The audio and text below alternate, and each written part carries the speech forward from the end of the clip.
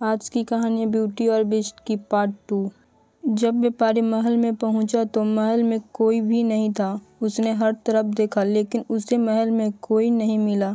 आश्चर्य की बात थी कि खाने की मेज पर कई प्रकार का स्वादिष्ट व्यंजन रखे हुए थे, परंतु उन्हें खाने वाले कोई नहीं दिख रहा था। भोजन का देखकर व्यापारी की भूख और बढ़ गई, इसलिए उसने भर पेट खाना खाया और एक कमरे में मुलायम गद्दों पे सो गया।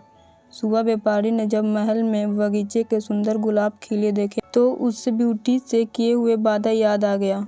उसने एक फूल तोड़ा और घर की ओर जाने लगा। तभी वहां एक भयानक जीव प्रकट हुआ और बोला, मैंने तुम्हें अपना भोजन खाने दिया, अपने मुलायम गद्दों पर सोने दिया, और तुम मेरे ही बगीचे में गुलाब तोड़ रहे हो। तुम्हें इसका सजा तो भुगतनी होगी।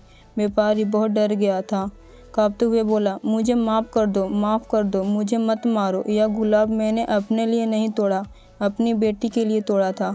मैंने अपनी बेटी से वादा किया था कि मैं उसके लिए गुलाब फूल लाऊंगा। यह सुनते ही राक्षस ने व्यापारी से कहा कि एक शर्त है, उसे पर छोड़ेंगे। उसे अपनी बेटी को महल में भेजने का डरा और घबराया हुआ व्यापारी अपनी बेटी को भेजने का वादा करा वहाँ से चला गया।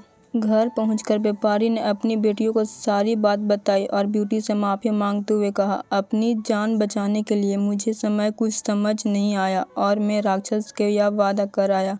मुझे माफ़ कर दो ब्यूटी, अपने स्वार्थी पिता को माफ़ कर दो। ब्यूटी ने अपने पिता को गले लगाते हुए तसल्ली दी। आप बिल्कुल परेशान ना हो पिताजी, मैं आपका किया हुआ वादा ज़रूर निभाऊंगी। ब्यूटी जब महल पहुंची तो बहुत घबराई हुई थी।